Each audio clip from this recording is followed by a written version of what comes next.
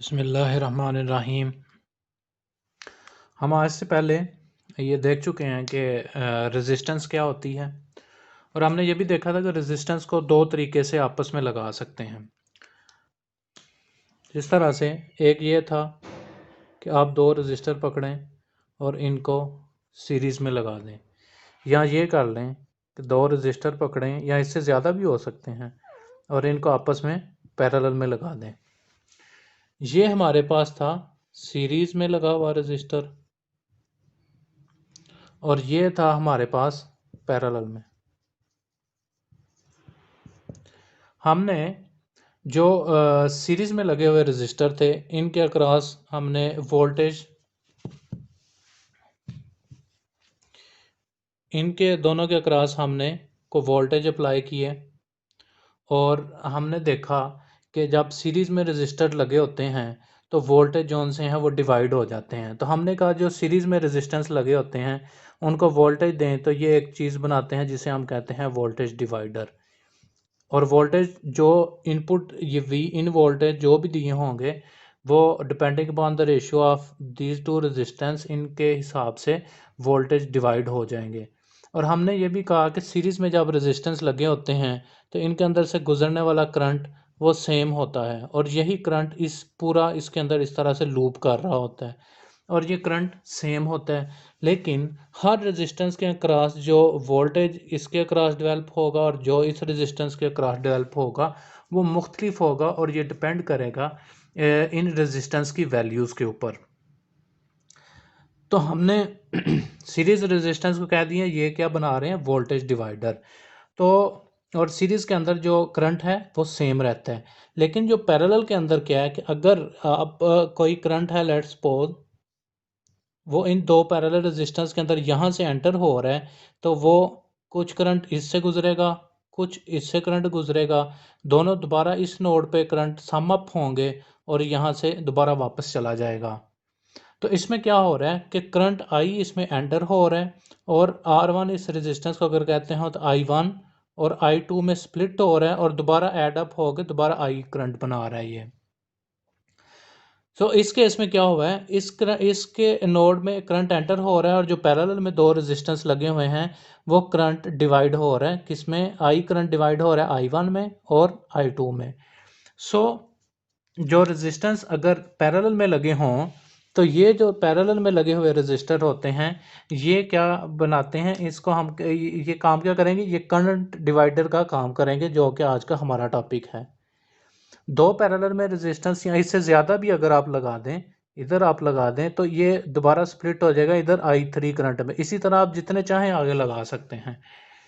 सो जब पैरेलल के अंदर आपके रेजिस्टेंस आ जाएंगे तो आपका जो करंट है वो डिवाइड हो जाएगा। अभी करंट आने की वजह क्या होगी, कोई ना कोई इधर वोल्टेज सोर्स लगाई होगी। वोल्टेज सोर्स जो सी है, लेट्स सपोज इनपुट वोल्टेजेस हैं और करंट आई जा रहा है। जो वोल्टेजेस हैं आप चाहे मल्टीमीटर से इन दो पॉइंट से मेजर करें, चाहे इस रजिस्टर के क्रॉस मेजर करें, चाहे इसके क्रॉस या इस वाले रजिस्टर के क्रॉस, आपको तीनों पे जो वोल्टेजेस हैं वो सेम मिलेंगे। क्योंकि हमने ये स्टडी किया हुआ है कि पैरेलल के अंदर वोल्टेज सेम रहते हैं और सीरीज़ के अंदर करंट सेम रहता है। लेकिन पैरेलल के अंदर वोल्टेज सेम तो रहते हैं लेकिन जो करंट है वो डिवाइड हो जाता है। सो हम फिर अभी ये देखेंगे कि रेजिस्टेंस की क्या वैल्यू हो कि करंट जोन है जो भी टोटल करंट एंटर हो रहा है इस केस के अंदर आई, रेजिस्टेंस की क्या क्या वैल्यू होगी जिसके अक्रॉस हमें I1 I2 मिलेगा, या नॉन रेजिस्टेंस हो या हमने एक नॉन करंट गुजारना हो तो उसके लिए हम करंट डिवाइडर किस तरह से बनाएंगे। इसी चीज़ को थोड़ा सिंपलीफाई करके मैं लिख देता हूँ कि लेट्स सपोज हमारे पास एक रेजिस्टेंस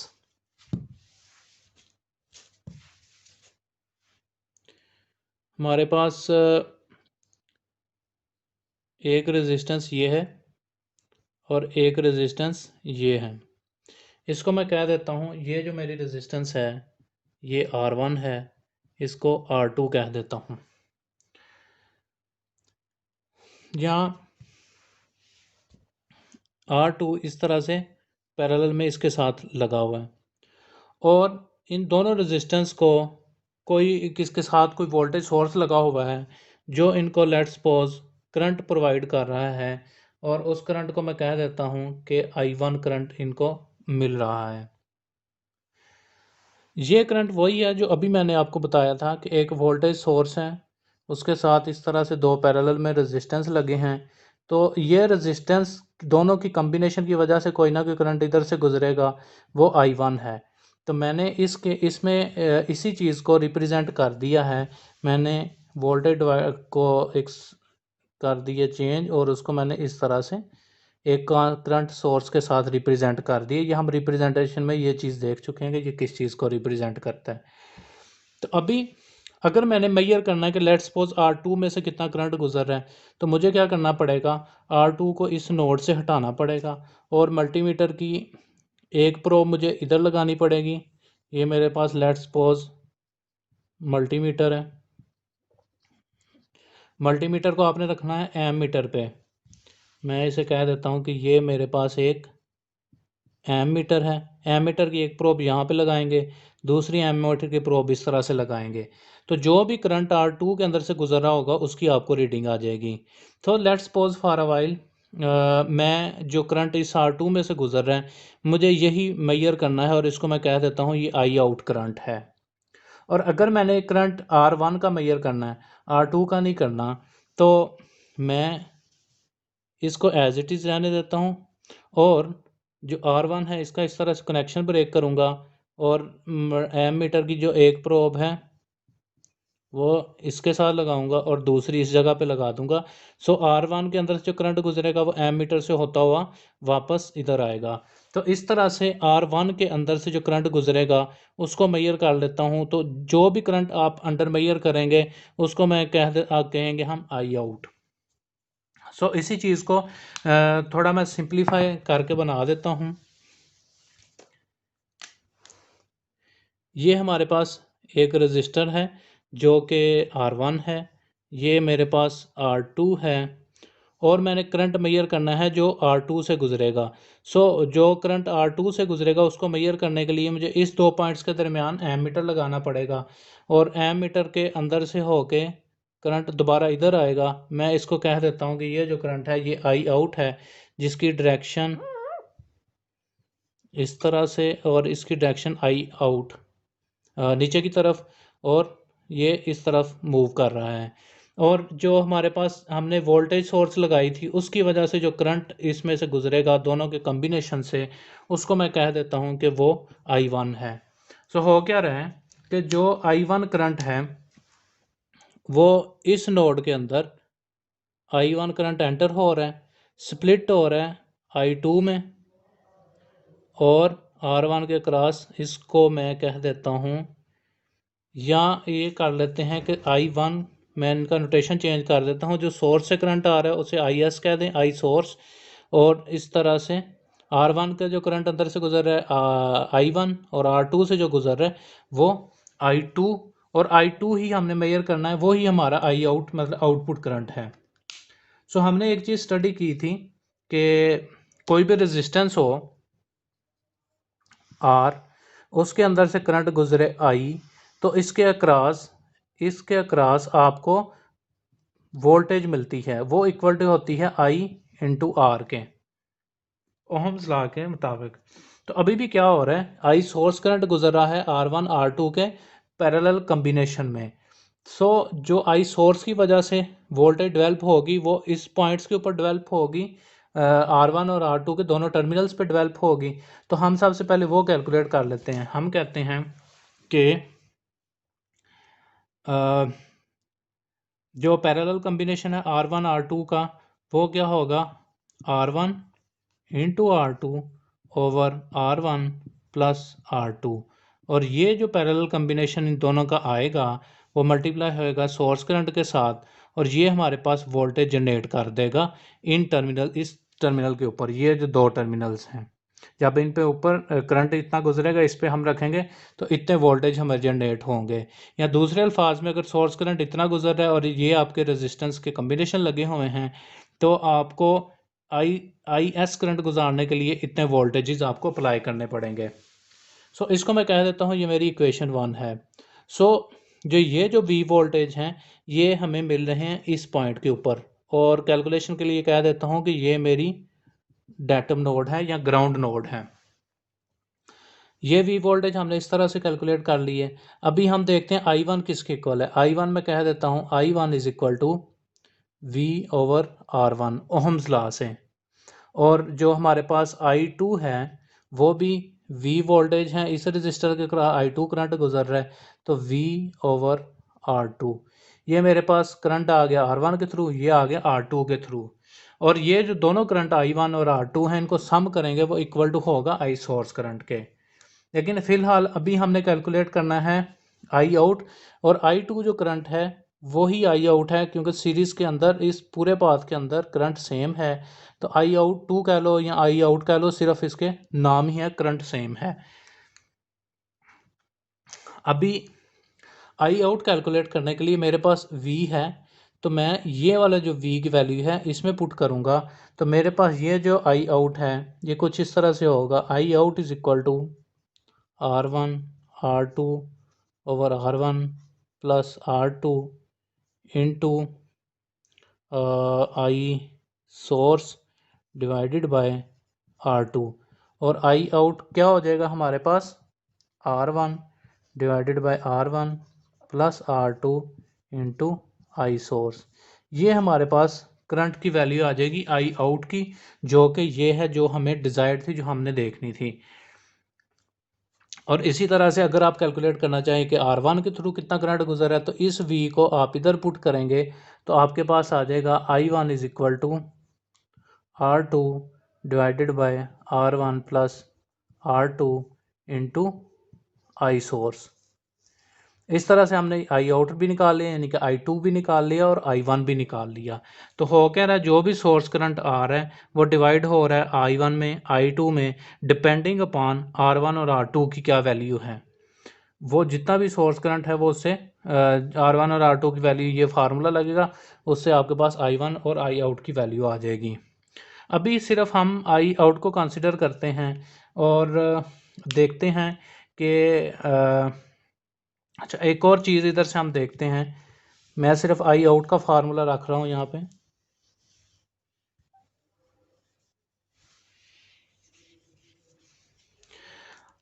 हमें एक और चीज़ पड़ी थी कि गेन होता है आउटपुट ओवर इनपुट, और हम अभी के केस के जिस तरह वोल्टेज डिवाइडर में देखा था तो जो गेन था output voltage over input voltage था, तो इस केस के अंदर हमारा जो गेन है वो output current over input current है। तो आउटपुट करंट हमारे पास क्या है आई आउट, ओवर इनपुट करंट क्या है आई सोर्स।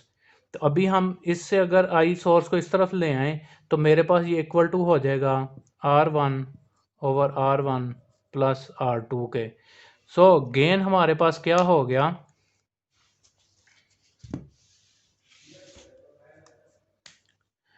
करंट गेन क्या हो गया हमारे पास आई आउट ओवर आई इन, यानी कि आई सोर्स के जो करंट दे रही है divided is equal to R one over R one plus R two के। तो इस तरह से हम करंट गेन निकाल लेते हैं अपने करंट डिवाइडर का। और अगर आपका आई आउट आई वन जो है वो आपका आई आउट है तो आर वन की जगह आर टू आ जाएगा, बाकी एज इट इज़ फार्मूला रहेगा।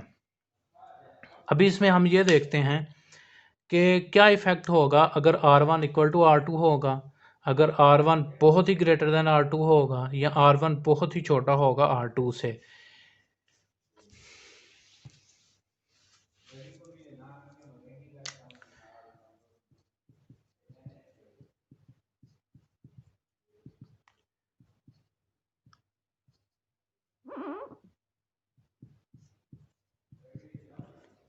सो गेन लिख लिया R one over R one plus R two. तो अभी हम कहते हैं कि हमारा पहला केस है कि R one is equal to R two, मैं दोनों को कह देता हूं कि ये इक्वल टू आर हैं, आर वन आर टू की इक्वल तो ये आर की इक्वल है। तो ये जो इक्वेशन है ये हमारे पास क्या बन जाएगी output current over source current is equal to R over 2R, तो ये हो जाएगा हाफ, यानी कि output current is equal to half of source current.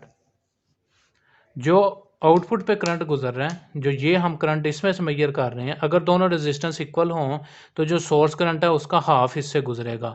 या दूसरे अल्फाज में ये है कि अगर दोनों रेजिस्टेंस इक्वल वैल्यू की हों तो जो सोर्स करंट है वो आधा इधर से गुजरेगा, आधा इधर से गुजरेगा, क्योंकि दोनों रेजिस्टेंस इक्वल वैल्यू की होंगे। हमने ये भी देखा था कि ज़्यादा रेजिस्टेंस जिस पाथ से मिलेगी उधर कम करंट फ्लो करेगा, जिधर कम रेजिस्टेंस होगी उधर ज़्यादा करंट फ्लो करेगा। लेकिन अगर दोनों पाथ के अंदर रेजिस्टेंस इक्वल है तो equal amount of current flow करेगा। तो इस चीज़ से करंट डिवाइडर से हमने ये भी चेक कर लिया, अगर दोनों पाथ के अंदर एक पाथ इस रेजिस्टेंस का ये है, करंट का ये है और एक ये है, दोनों पाथ के अंदर इक्वल रेजिस्टेंस है तो करंट भी जो है वो इक्वल ही फ्लो करेगा। अभी हम ये सिचुएशन ले लेते हैं कि ये हमारा केस 1 हो गया। केस 2 ये हम कहते हैं कि R1 is very very much greater than R2। अगर R1 जो ये रेजिस्टेंस है वो बहुत ही बड़ा है R2 से, तो इसका मतलब यह है करंट हमेशा लीस्ट रेजिस्टिव पाथ को फॉलो करता है, जिधर कम रेजिस्टेंस होगी उधर से करंट गुजरेगा। सो R1 जोन्स है वो अगर बहुत ही बड़ा है तो पैरेलल के अंदर जो ज़्यादा इफेक्ट लेगा वो सिर्फ R2 लेगा। सो जब R1 ग्रेटर देन R2 है तो जो सबसे स्मॉलेस्ट पाथ है वो करंट फॉलो करता है तो वो R2 का है। ठीक है, तो जितना भी करंट है, यानी कि जो R2 के अंदर से करंट गुजर रहा है I2, जो कि हमारा आउटपुट करंट है जिसको हम मेजर करना चाह रहे हैं, वो इक्वल टू हो जाएगा सोर्स करंट के।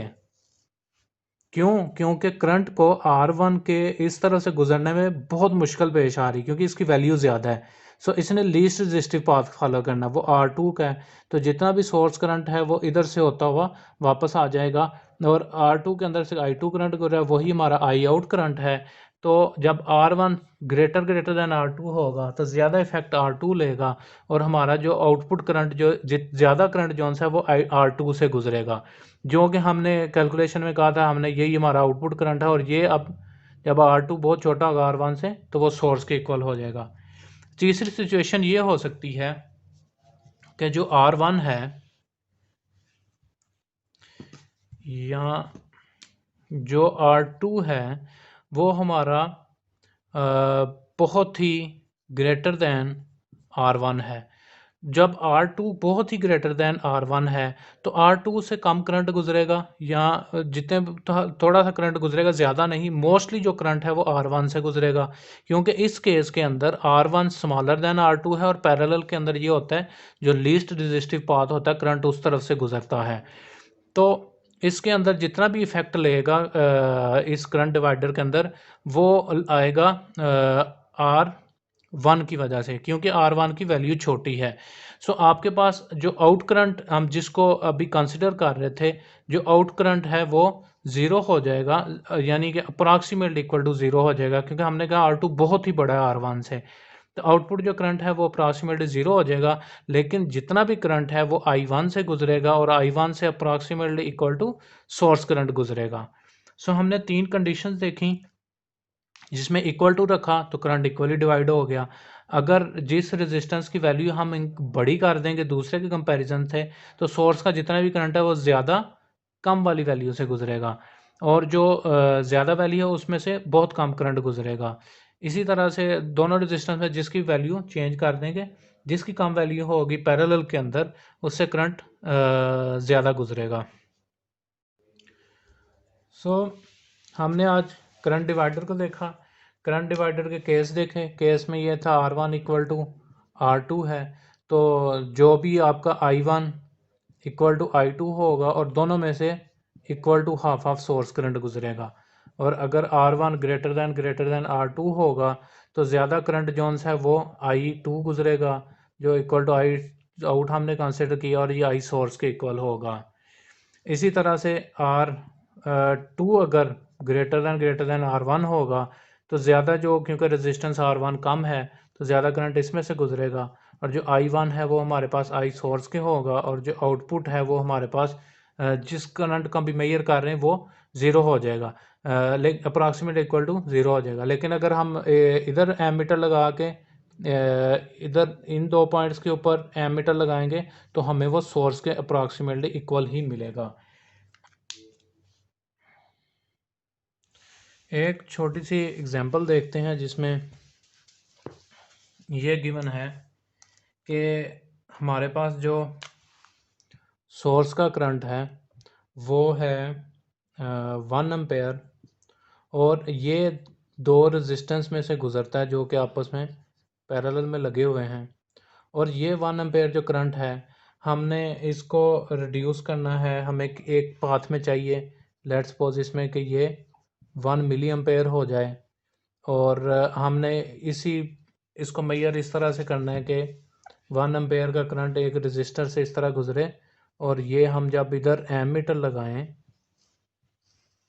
1 एम्पेयर, कुछ स्प्लिट इधर हो कुछ स्प्लिट इधर हो, जो एक साइड पे स्प्लिट हो वो हो 1 मिली एम्पेयर, और वो हम इस तरह से एमीटर में सीरीज में रेजिस्टर का नोड से उतार के उसको मेजर कर लेंगे कि यहाँ से 1 मिली एम्पेयर गुजर रहा है। और ये जो 1 एम्पेयर करंट इसमें से गुजर रहा है पूरे इस पैरेलल कम्बिनेशन में से, वो इस पॉइंट के ऊपर 1 वोल्ट वोल्टेज डेवलप करें। 1 वोल्ट वोल्टेज कहने का मतलब ये है कि अगर आप इस पॉइंट को डेटम नोड लेते हैं तो यहाँ से आप इस जगह पे मतलब इस तरह से मल्टीमीटर लगा के एमीटर पे इसको वोल्ट मीटर पे चेक करेंगे तो आपको 1 वोल्ट मिलना चाहिए। हमने देखना ये है कि इस कंडीशन के अंदर जब 1 वोल्ट डेवलप हो, 1 मिली एक रेजिस्टेंस से गुजरे, और R1 की क्या वैल्यू होगी, R2 की वैल्यू क्या होगी। तो बड़ा ही सिंपल सा ये क्वेश्चन है। हमने ये देखा कि सबसे पहले इसको देखते हैं कि करंट थ्रू R2 जो कि मैं इसको I2 कहता हूँ वो इक्वल टू 1 मिली एम्पेयर है, और इसे मैं लिख सकता हूँ V/R2, और इधर से मैं निकाल सकता हूँ कि R2 is equal to V/1 milli ampere, और जो वोल्टेज हैं वो हमारे 1 वोल्ट हैं। तो इधर से मैं कहता हूँ कि जो R2 है वो मेरे पास आ जाएगा 1 किलो ओहम। जो R2 की वैल्यू है वो मेरे पास आएगी 1 किलो ओहम। अभी ये देखें कि 1 एम्पेयर करंट स्प्लिट हो रहा है यहाँ पे 1 मिली में, 1 मिली इस तरफ से गुजर रहा है, और बाकी का जितना भी करंट है वो हमारे पास गुजर रहा है R1 से। हम जो R1 के अंदर से करंट है उस पर वो कैलकुलेट कर सकते हैं इस तरह से कि मैं कहता हूँ ये I1 करंट इसमें से गुजर रहा है, और नोडल एनालिसिस जब लगाएं इस नेट के अंदर नोड के अंदर करंट एंटर 1 एम्पेयर हो रहा है, एक 1 मिली एम्पेयर एग्जिट कर रहा है और 1 एम्पेयर एग्जिट कर रहा है। तो मैं कह सकता हूँ कि 1 ampere current is equal to I1 plus 1 milli ampere. तो इधर से मैं ये कैलकुलेट कर सकता हूँ कि 1 minus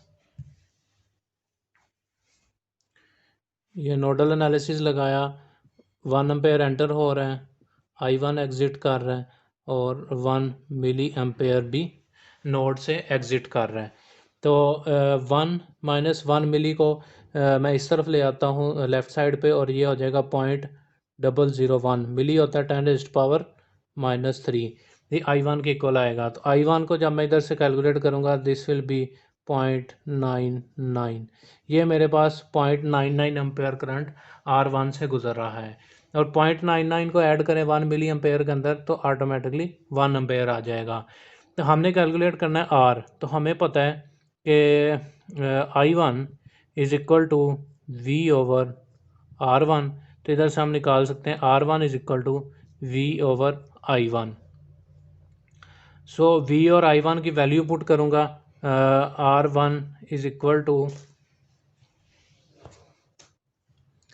R1 = 1 volt divided by 0.99। जब इसको डिवाइड करूँगा तो मेरे पास आंसर आएगा 1.001 ओहम। ये R1 की वैल्यू आ गई 1.001 R1 इज इक्वल टू इसके 1.011 ओम के इक्वल आ जाएगा मेरे पास R1। सो अभी हमने करंट डिवाइडर हमारे पास था कि सोर्स करंट कितना 1 एम्पेयर का जा रहा है और उसको मैंने स्प्लिट करना है कि स्प्लिट इस तरह से करना है कि मुझे एक तरफ 1 मिली एम्पेयर चाहिए, मुझे दूसरे रेजिस्टेंस से कोई कंसर्न नहीं, लेकिन 1 एम्पेयर को कम करना है 1 मिली में, सो दैट कि मैं आगे कहीं यूज़ कर सकूं। तो हमने पहले 1 मिली, ये भी पता था कि 1 एम्पेयर करंट है और 1 मिली है और जो वोल्टेज डेवलप हो रहे हैं 1 वोल्ट हैं। तो हमने इन वैल्यूज़ को देखते हुए सबसे पहले R2 निकाला, फिर KCL इस नोड पे लगाया तो I1 हमें मिल गया, I1 से हमने R1 निकाल लिया। उम्मीद करता हूँ कि आपको करंट डिवाइडर की समझ आई होगी। मिलते हैं अगली वीडियो में।